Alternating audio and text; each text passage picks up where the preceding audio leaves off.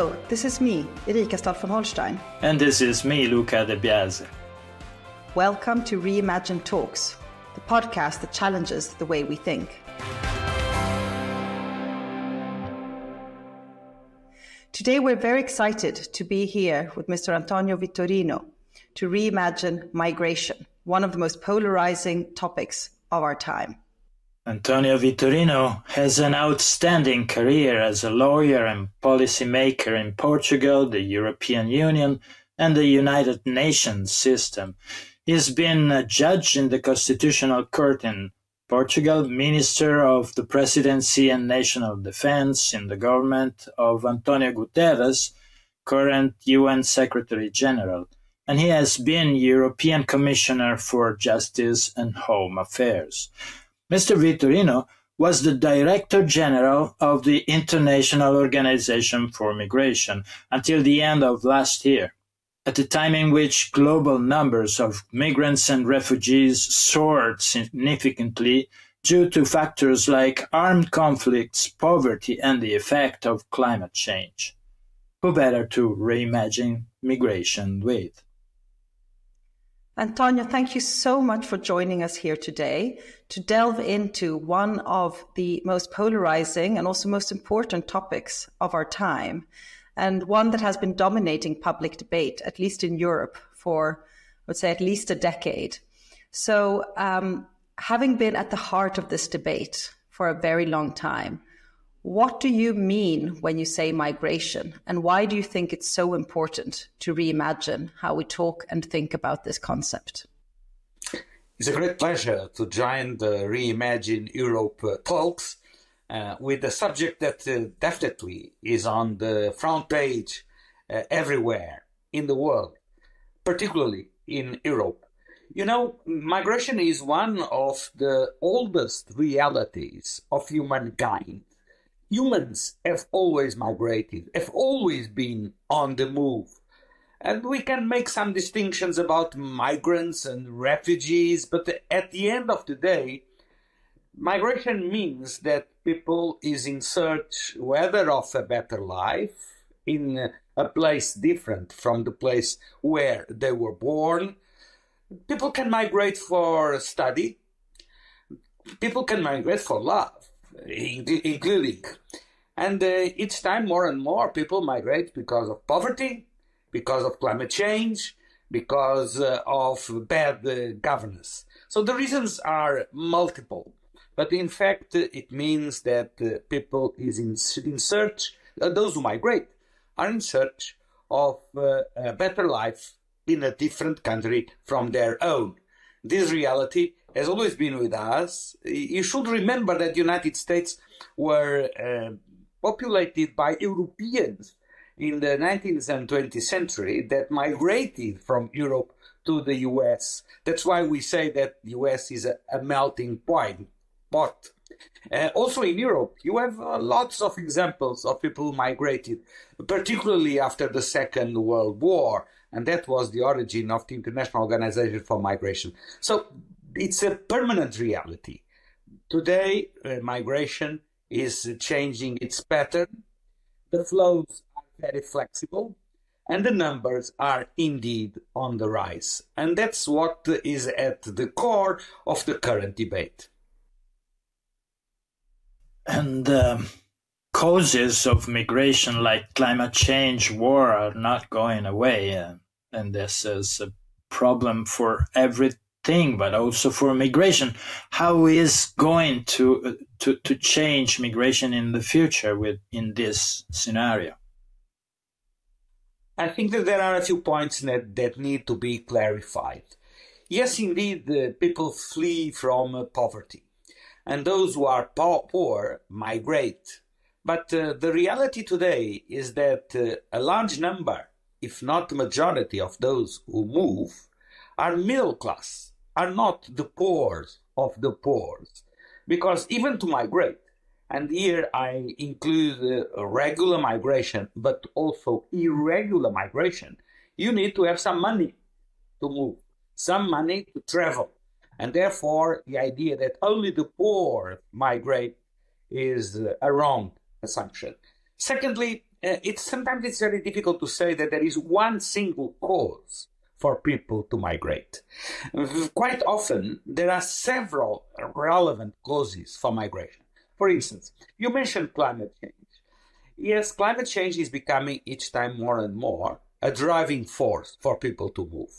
But for the time being, the vast majority of those who move because of climate change, they don't cross international borders. They just move inside the same country. They are what we call the internally displaced people. But of course, we cannot exclude the possibility that if they don't find solutions for their lives when they move inside the same country, they will start moving across international borders and they can become migrants. Even more, out of the 14 countries that are more impacted by climate change, so where climate change is a driving force for movement, 12 of them also know conflicts.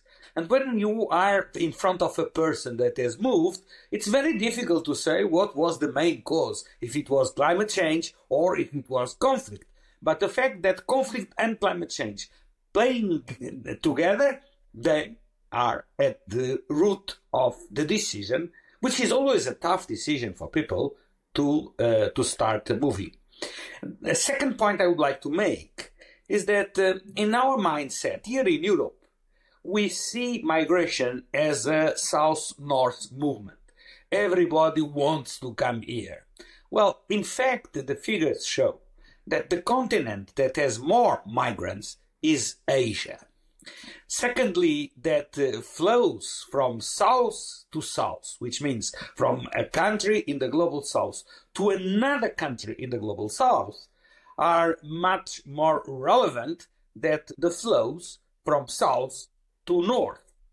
You look to Africa, for instance, and in Europe there is a narrative about we are being invaded by Africans. Well, in fact, only 16% of those Africans that migrate, they move to Europe, because more than 80% of the migrants from an African country go to another African country. This means that migration is quite often an intra-regional process more than an international process.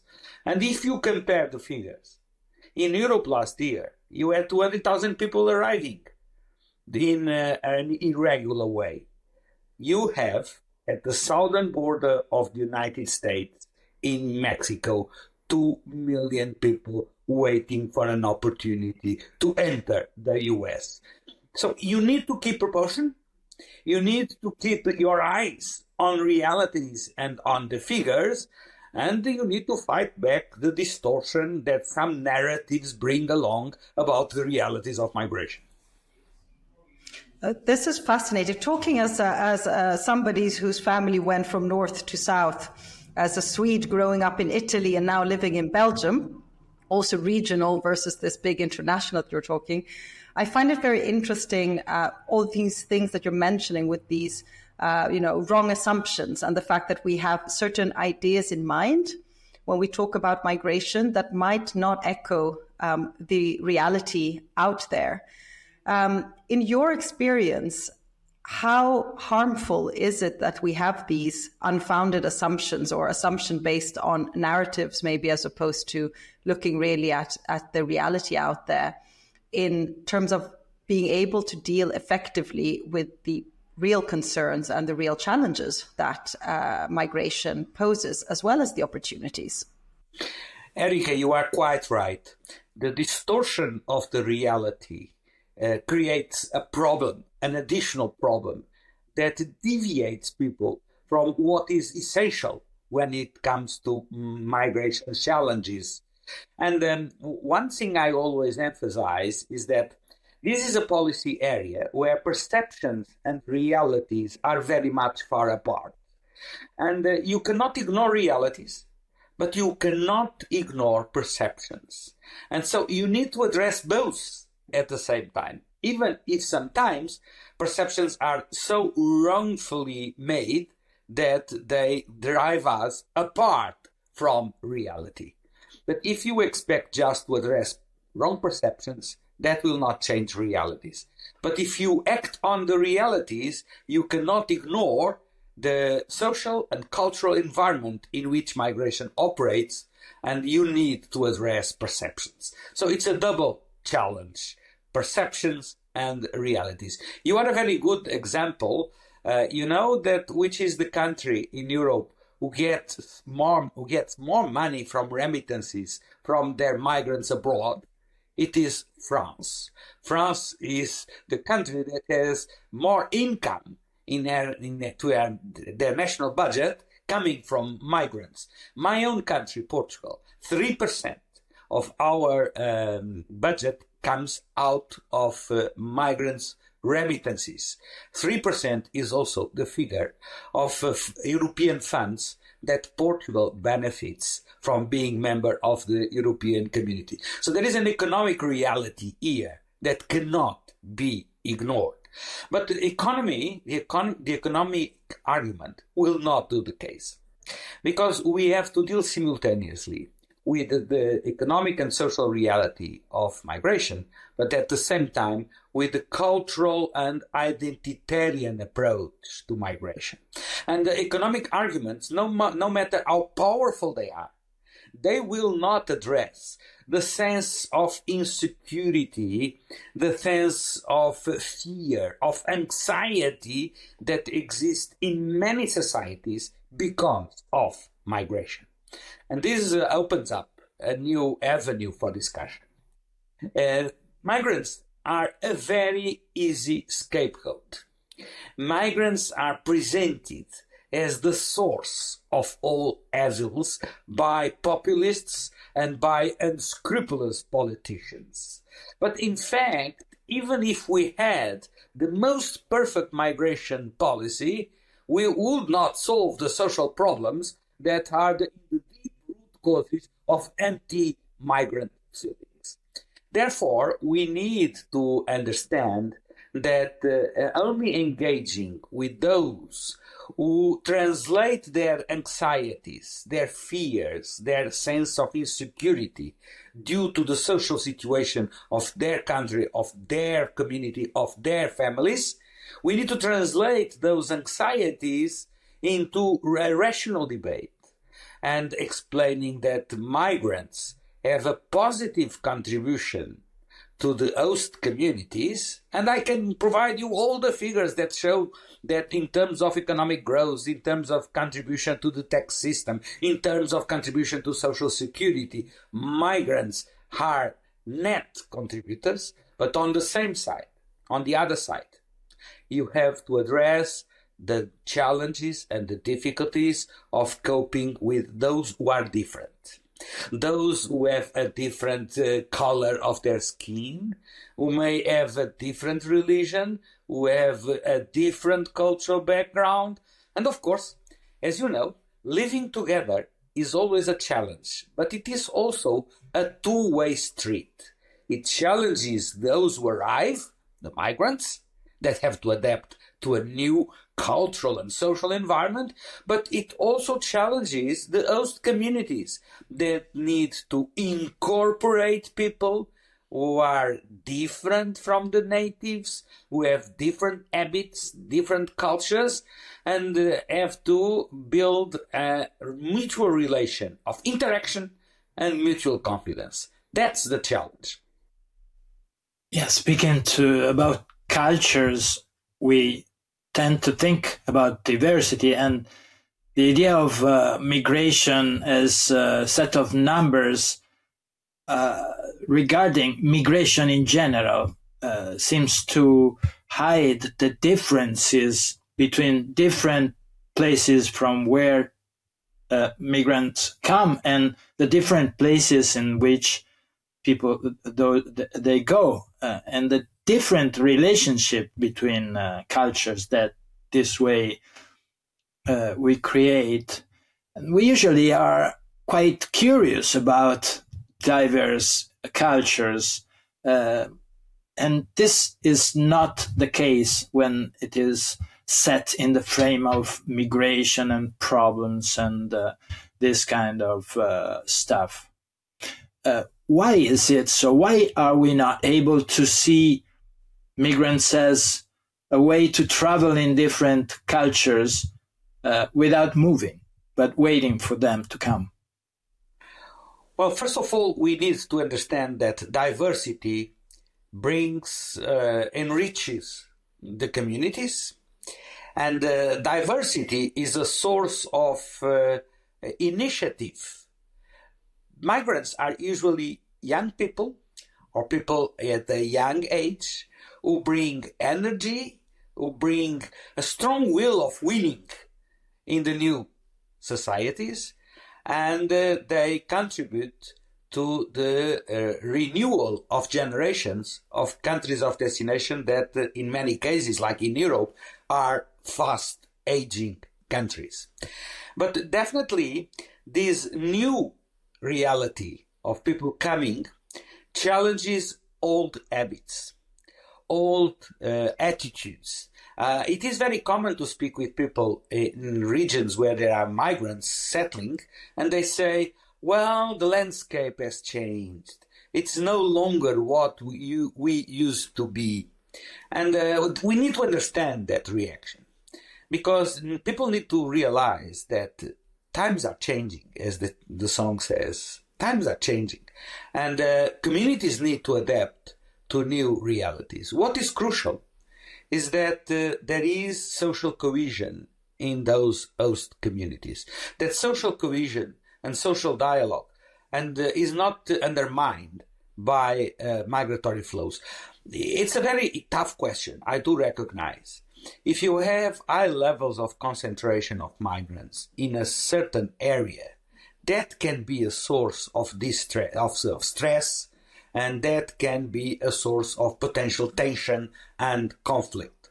So, as I always say, integrating migrants in host communities, it's a micro process, which means that it needs to be dealt at local level with special responsibilities for the local authorities, with special responsibilities for integrating in the workplace. The workplaces are extremely important to integrate migrants in the host communities, as well as schools.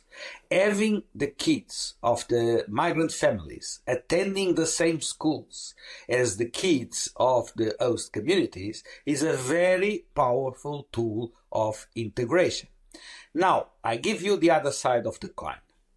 It is sometimes difficult to plan the social services available to migrants in a community in advance. You don't know really how many people are coming. I can give you a few examples. Hospitals at the border between Colombia and Venezuela were overwhelmed by the arrivals of Venezuelans. And therefore, the Colombians who used to have an easy access to hospitals found it more difficult to have access to health care. And the hospitals were not planned to receive such a large number of people coming from Venezuela. That requires the mobilization of the of the local community, of local authorities, of the healthcare authorities to try to minimize the potential negative impact of arrivals of migrants in those host communities. So it's never granted, it's never guaranteed. You need to constantly make sure that the way the people who come are welcome does not disrupt life of the host communities. You can do that through interaction, because we are all human beings and we are all entitled to the same human rights. And if you had a magic wand today, what is the one thing that you would do first in order to try and come with some concrete solutions or suggestions of how to develop or reimagine the concept of migration to something that is adapted to the 21st century and to the challenges that we will probably be facing in the decades to come? Well, if I had a magic wand, I would provide everybody with a strong doses of rationality and common sense. Because we need to have a rational debate. Migration is a challenge for everybody. It's not an easy issue. It's an issue that requires common sense, humanity, and a rational debate. A clear, appeased debate. It's not easy. It requires goodwill. It requires engagement. But definitely, it's a reality with which we have to live. So if you ask me about the counter-narrative on migration to imagine Europe, I will give you 3 prerequisites. The first one is never skip an argument against migration. Never downplay it. I know that nowadays negative arguments are much more easy to be believed than positive arguments. But no matter how evil is the intention of the argument, you cannot leave anti-migration arguments unanswered. You need to address them. Second prerequisite, always produce the facts and the evidence. Facts are nowadays rather undervalued, but the realities need to be brought to the forefront of the debate. They need to be shown to the audience. And of course, if those who are in good faith want to look to the realities, they will be provided with the facts, with the evidence, with the realities of migration. And last but not least, my third prerequisite, be humble. Be very humble. Because there is no silver bullet. There is no magic solution. You need to focus on the realities on the ground and understand the different arguments that are at play and try to build mutual trust and create the best conditions for mutual understanding. It's a challenge that it is worth. Thank you very much. If I can just ask a last question, because I see that we have a couple of minutes left, and I find this very interesting. You mentioned before that migration is often treated as the scapegoat for other elements or problems in society. And we have been talking to one of your countrymen a lot, Antonio Damasio, who has been looking a lot at the role of emotions in feeling and in thinking. Do you think that these very strong reactions toward migration are more a symptom of the fact that there's a lot of fear and anxiety in society today than about the real concerns on migration? And do you think that these are deeply interlinked? So maybe one of the biggest solutions to the problem of migration is dealing with the underlying fears and concerns that are currently dominating the public discourse on this. Absolutely. I have no doubt that to a large extent, the migrants are a scapegoat for other social problems like, for instance, disindustrialization in a number of areas. In a number of areas, people who lost their jobs or don't see future in their current professional occupation. It's very easy to say that migrants are the ones who are responsible, when in fact it is the delocalization of industries that plays a key role there. Second example, the rising of inequality. There is definitely a blockade of the progress of the middle classes in the countries of the global north. And that insecurity and fear for their future and for the future of their children can be easily brought as a blame to migrants.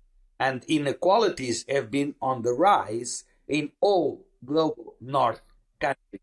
And last but not least, you see that communities are fearful about a globalization that they do not master and that they are afraid that will have in the future worse consequences for their traditional way of life. And people on the move is quite often associated to globalization. If we want to go on living in open societies as we want to live, in open economies, in human societies, we need to understand that migration is part of the solution, is not part of the problem. What a wonderful way to end this discussion. To reimagine migration, we need to see how it's part of the solution and not part of the problem.